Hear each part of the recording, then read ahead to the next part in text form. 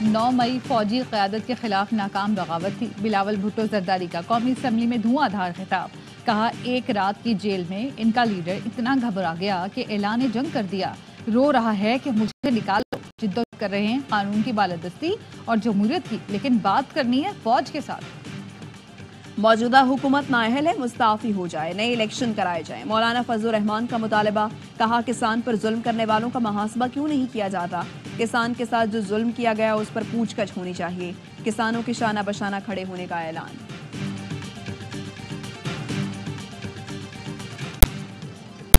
और 190 million pound reference में बानी पीटीआई की जमानत मंजूर। इस्लामाबाद हाईकोर्ट ने महफूज फैसला सुना दिया। बानी पीटीआई को रिहा करने का हुक्म। जमानत के बावजूद बानी पीटीआई जेल में ही रहेंगे। साइफर और इद्दत केस में सजा मुअत्तल नहीं हुई। लाडलों के फैसले घंटों में आ रहे हैं, गरीबों का फैसला बरसों में नहीं आता। गवर्नर सिंध कामरान टिसोरी का रद्द-ए-अमल। कहा, जिस तरह फैसले आ रहे हैं उससे कौम परेशान है। सुप्रीम जुडिशल काउंसिल का इजलास बुलाकर उन चीज़ों को सामने रखा जाए। फैसलों पर आवाज़ उठ रही हो तो कुर्सी से उठकर किसी और को मौका देना चाहिए। अदलिया को फैसलों पर नजरसानी करना पड़ेगी। ऐसे फैसले ना किए जाएं जिस पर 10 साल बाद नदामत हो। वक्त आ गया है कि अभी नहीं तो कभी नहीं, जो करना है अभी कर डालो। पाकिस्तान का सारा निज़ाम बेहतर करने के लिए अदलिया को ठीक होना पड़ेगा। सुप्रीम जुडिशल काउंसिल देखे क्या वजह है। हाई कोर्ट के जज खत लिख रहे हैं, हैरान हूँ, सऊदी सरमायाकारी आ रही है और आज एक लीडर कहता है नया इलेक्शन कराएं। दोस्त मुल्क सरमायाकारी करना चाहते हैं, पाकिस्तान को मौशी बहरान से निकालना चाहते हैं।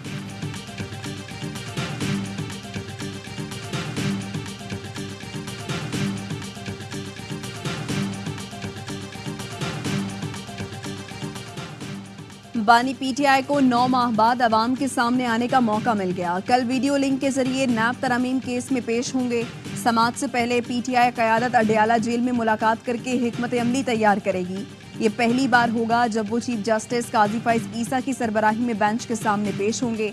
गुज़श्ता समात में चीफ जस्टिस ने बानी पीटीआई को ज़ाती हैसियत में पेश होने की इजाज़त देते हुए हुकूमत को इंतजामात की हिदायत की थी। अडयाला जेल इंतजामिया ने वीडियो लिंक के इंतजामात मुकम्मल कर लिए। रहनुमा पीटीआई लतीफ़ खोसा कहते हैं, ऐवान में बैठे लोग थर थर कांपेंगे। इंशाअल्लाह बानी पीटीआई हफ्ते 10 दिन में जेल से बाहर आ जाएंगे। बानी पीटीआई के खिलाफ कोई कानूनी केस नहीं बनाया गया।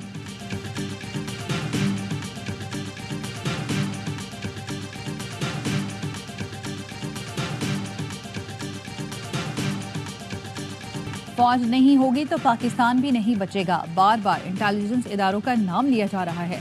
कोई पगड़ी उछालेगा तो उसकी पगड़ी फुटबॉल बना देंगे। सेनेटर फैसल वोडा की प्रेस कॉन्फ्रेंस। कहा, पर्दों के पीछे बातें ना करें, खुलकर कहें। कोई बदमाशी करेगा तो डबल बदमाशी करेंगे। बस बहुत हो गया। इदारों को निशाना बनाना बंद करें। कानून बनाने वाले दोहरी शहरियत नहीं रख सकते तो जज कैसे रख सकते हैं। 2 मीडिया हाउसेस सुन ले, वो दिन गए जब आप उठाते बिठाते थे। मैं बताऊंगा उठाना और बिठाना किसे कहते हैं।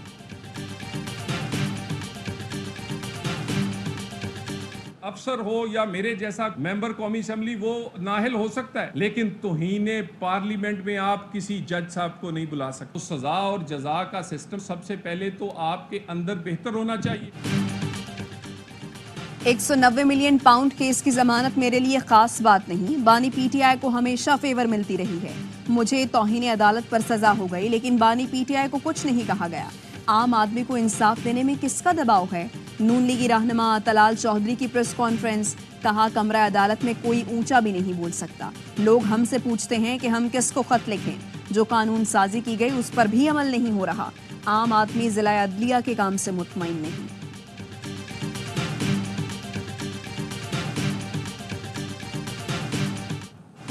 कल तक लोड शेडिंग कम करें वरना पेस्को दफ्तर पर कब्जा कर लूंगा। वजीर आला केपी अली अमीन गंडापुर ने अल्टीमेटम दे दिया।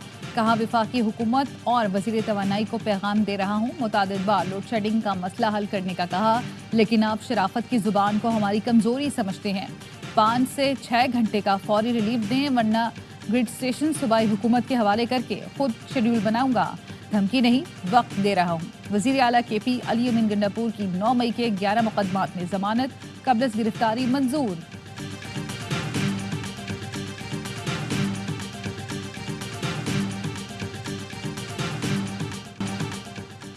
खैबर पख्तूनख्वा हुकूमत ने वज़ीर आला हाउस में गवर्नर की एनेक्सी खाली करा ली। गवर्नर के लिए मखसूस कमरे वजीरों और अरकान असम्बली को अलॉट होंगे। बैरिस्टर सैफ कहते हैं रवैया ठीक ना हुआ तो गवर्नर को उठाकर पंजाब फेंक देंगे। गवर्नर के लिए केपी हाउस में मुतबादिल रहायश का बंदोबस्त किया जा रहा है। फैसल करीम कुंडी कहते हैं वो गवर्नर हाउस में किसी पर पाबंदी नहीं लगाएंगे। गवर्नर हाउस कभी किसी के खिलाफ साजिश का गढ़ नहीं बनेगा। सूबाई हुकूमत के पास मैंडेट है, वो डिलीवर करे, मैं साथ दूंगा।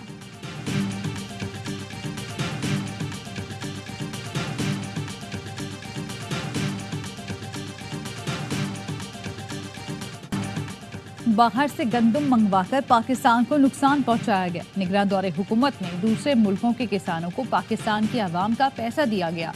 बिलावल भुट्टो जरदारी ने एहतसाब का मुतालबा कर दिया। कहा किसान हमारी मौशी शहरग है, हुकूमत कमेटी खेलना बंद करे। वजीर आजम स्कैंडल में मुलव्वस लोगों को ढूंढ कर एक्शन ले। नालायक और नाअहल लोगों की वजह से किसानों का नुकसान हुआ। हुकूमत किसानों से गंदम खरीद कर गलत फैसलों का अजाला करे। फौरी एक्सपोर्ट से पाबंदी हटाए। गंदम खरीद कर फलस्तीन के मजलूम अवाम को भेजे।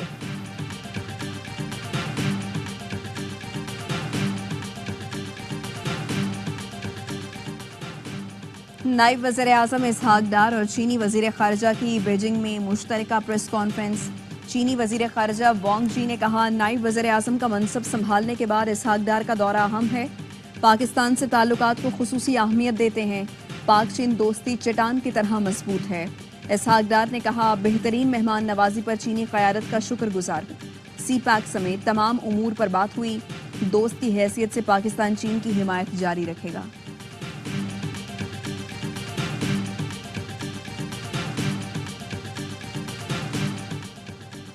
IMF और वजारत खजाना में मुज़ाकरात। IMF का सरकारी इदारों में बढ़ते नुकसानात पर तशवीश का इजहार। सरकारी इदारों की निजकारी के लिए इक़दाम की हिदायत। सरकारी इदारों में नुकसानात की रिपोर्ट 2 रोज में तलब कर ली गई। हुकूमत तवानाई सेक्टर का गर्दिशी कर्ज कंट्रोल न कर सकी, सजा आवाम भुगतेंगे। IMF का जुलाई में बिजली 5 के बजाय 7 रुपए महंगी करने का मुतालबा। IMF का कहना है हुकूमत जुलाई में बिजली महंगी करके 150 अरब रुपए का इजाफी गर्दिशी कर्ज पूरा करे। डेरा इस्माइल खान में लोड शेडिंग के खिलाफ एहतजाज।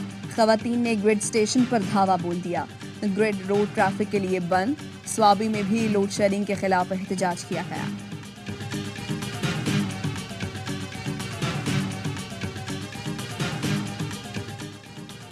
पनामा लीक्स का क्या हुआ था जो अब प्रॉपर्टी लीक्स का रौला पड़ गया। नवाज शरीफ का पनामा से ताल्लुक नहीं था, लेकिन उन्हें टारगेट किया गया। अब प्रॉपर्टी लीक्स में क्या नया इंकशाफ हुआ है?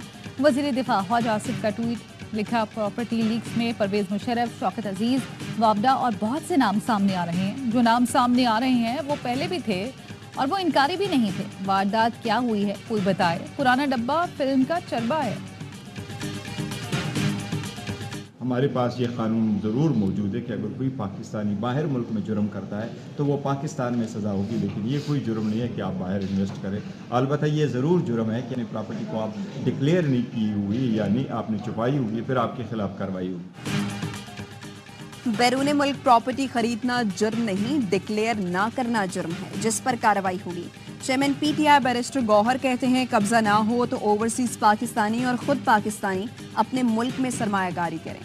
फवाद चौधरी ने कहा मालियाती स्कैंडल्स में नवाज शरीफ, आसिफ जरदारी के खानदान के नाम जगमगाते नजर आते हैं। पनामा केसेस को मंतकी अंजाम तक पहुंचाया जाता तो ये ना होता। अमीर जमात इस्लामी हाफिज नेमू रहमान बोले प्रॉपर्टी लीक्स के मुताबिक दुबई में पाकिस्तानियों की जायदाद की कीमत $12.5 अरब है। क्या हुक्मरान तबका बताना पसंद करेगा कि रकम कहां से आई? पूछा हुक्मरान बाहर सरमायाकारी करेंगे तो पाकिस्तान में सरमायाकारी कौन करेगा?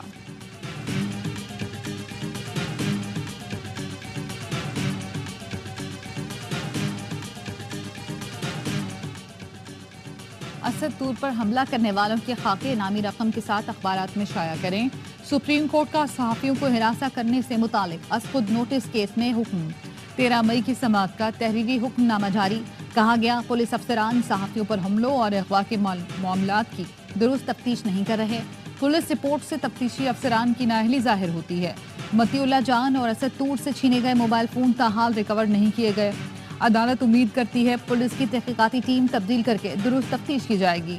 सोशल मीडिया रेगुलेट करने से मुतालिक दरख्वास्तें दायर होने का रिकॉर्ड जमा कराया जाए। केस की आइंदा समाअत 1 माह बाद होगी।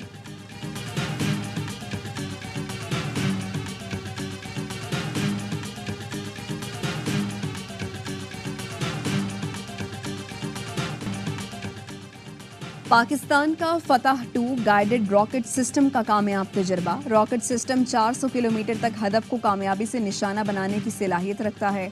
ISPR के मुताबिक तजर्बे के दौरान मुख्तलिफ ड्रिल्स और तकनीकी उमूर का मुशाहिदा किया गया। सदर मुमलिकत, वज़ीर आज़म और सर्विसेज चीफ्स की रॉकेट सिस्टम के कामयाब तजर्बे पर मुबारकबाद। फतह 2 गाइडेड रॉकेट सिस्टम को पाक फौज के आर्टिलरी डिवीजन का हिस्सा बनाया जाएगा।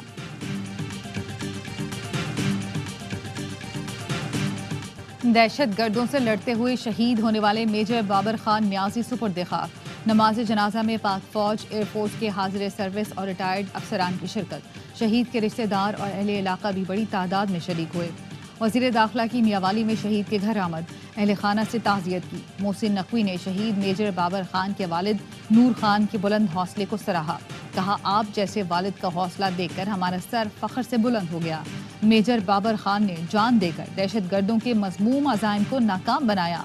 जिस कौम के पास शहीद मेजर बाबर खान जैसे बहादुर सपूत हों, उसे दुश्मन शिकस्त नहीं दे सकता। मेजर बाबर न्याजी ने गुज़श्ता रोज़ योब में ऑपरेशन के दौरान जाम शहादत नोश किया।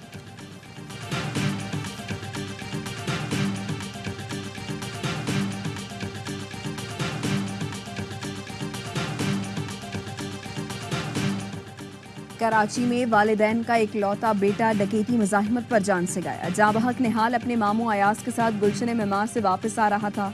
जमाली पुल के करीब मज़ाहिमत पर निहाल ने फायरिंग करके डाकू को मार दिया।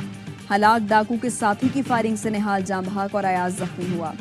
गश्त पर मामूर पुलिस एहलकारों से मुकाबले के बाद फरार डाकू मारा गया। Opposition leader Sindh assembly Ali Khurshidi कहते हैं, कराची से कश्मीर तक ये सूबा डाकुओं के हवाले कर दिया गया। पुलिस से अमनो अमान ठीक होकर नहीं ले रहा। IG साहब सिर्फ चाय पिला रहे हैं। पुलिस खुशामद में लगी है या फिर लूट मार कर रही है।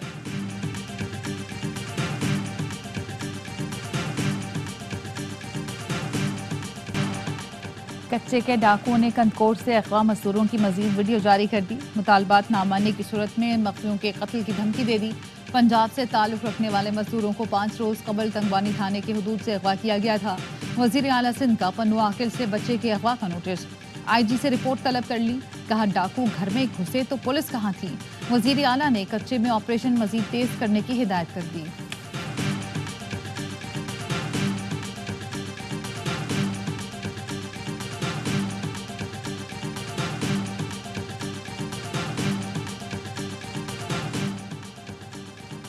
कराची में एक और बच्चा नाले में गिरकर जाँ बहा। 4 साल का यासीन लांढी में वालिदा के साथ रिश्तेदार के घर जा रहा था। वालिदा कुछ फासले पर थी, ध्यान हटा तो बच्चा नाले में गिर गया। 1.5 घंटे की तलाश के बाद यासीन की लाश नाले से निकाली गई।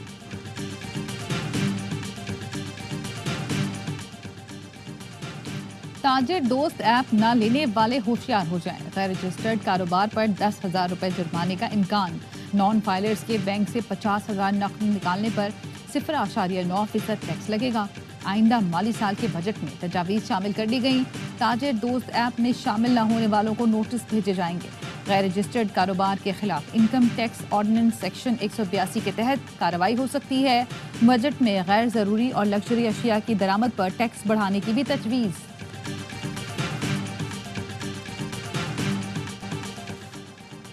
इजरायली फोर्सेस की रफाह में खून रेजी, ऑपरेशन का दायराकार मजीद बढ़ा दिया। टैंक लेकर रेड जोन की जानी पेशकदमी, मुख्तलिफ इलाकों में हमास से झड़पें।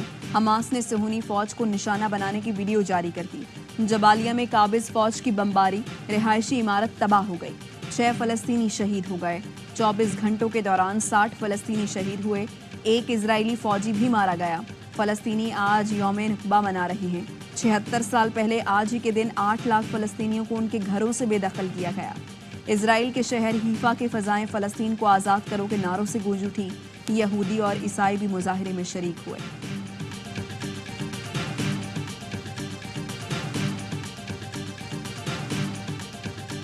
फलस्तीनियों की नस्ल कुशी बंद करो। स्पेन के शहर बार्सिलोना में तलबा का इसराइली मजालिम के खिलाफ बड़ा मुजाहरा। मुजाहिरीन का इसराइली मजालिम की शदीद मजम्मत। फिजा में फलस्तीन को आज़ाद करो के नारे। तलबा ने आलमी बरादरी से इसराइल पर पाबंदियां लगाने का मुतालबा भी किया।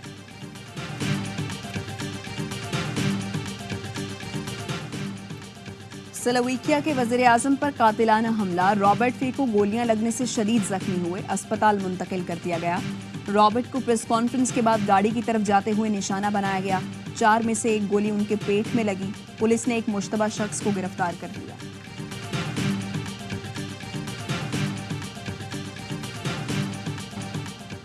भारत की T20 वर्ल्ड कप में मनमानी। एक सेमीफाइनल भारत के लिए मख्तस। भारत की टीम सेमीफाइनल में पहुंची तो वो गयाना में 27 जून को दूसरा सेमीफाइनल खेलेगी।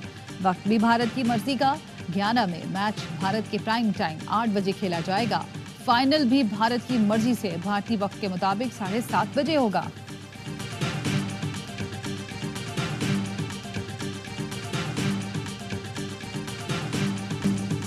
उन्नीस 1986 वर्ल्ड कप के फाते कप्तान मैराडोना की गोल्डन बॉल नीलाम करने के फैसला।